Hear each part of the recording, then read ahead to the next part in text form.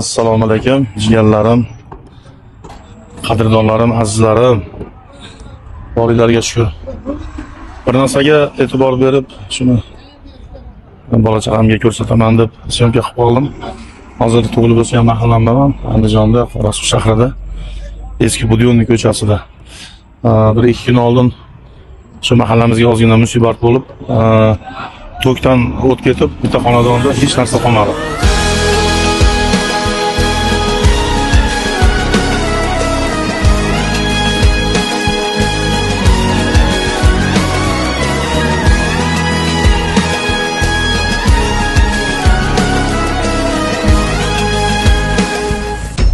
Darji hech narsa, ovqat ichadigan idishi ham hech narsa qolmadi bir oilada. Bo'liman 1 yil oldin jigar seryozda bu farzand o'g'li vafot etgan edi. Biz ahil mahalla shu Qorasuv shahrimiz yaxshi insonlari pul to'plab bo'lmadi, eplab iloji bo'lmagan edi, vafot etdi. Mana oradan 1 yil o'tib, marosimiga bir kun keyin yiliga bir kun bo'ldi, yil qilyapti-da, xonadon ehson beryapti, mahallani osh tuzini berib kuzatyapti-da, ertasi kuni uyida shunaqa yong'in chiqyapti. Ko'p gapirganimga sabab sal tushunarli bo'lsin deyman. Men qoyil qolganimdan, xalqimni ko'rib, millatimni shunday mahallada yashayotganimdan faxrlanib, qandaydir shu syomka qilib qo'ygim keldi o'zimga.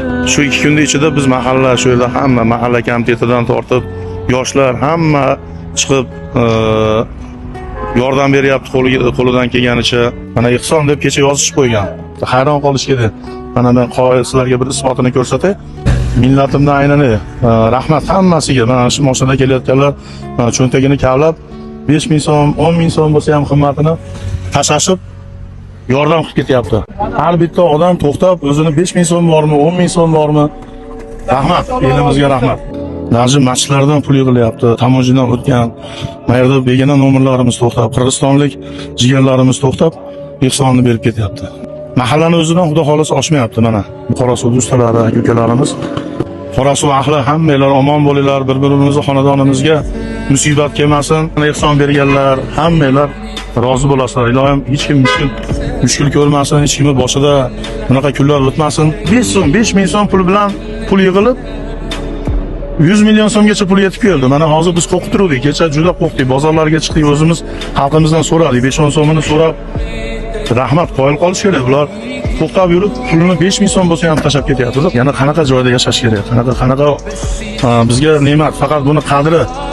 Buni faqat bir-birimiz qadrlab, bir-birimizni hurmat qilib, sal g'iybatdan, boshqa narsalardan, bekarchi ishlardan uzoqroq bo'lib, bir-birimizga mana shunaqa mehr-oqibatli bo'lsak, yana ham yaxshi bo'ladi.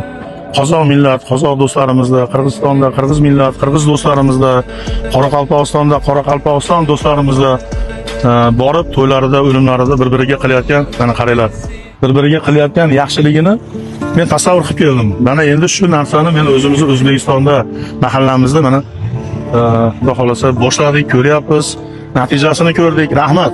Bizni tinchligimiz, davlatning muammolari o'zi bularga yetib boshib yotibdi. Agar to'g'ri ma'noda qabul qilib, bir-birimizni tushunadigan bo'lsak, shunaqa millatimiz ahil bo'lsak, rivojlanamiz, o'samiz, musofirga kamroq chiqamiz, o'zimiz ham musofirda yuramiz.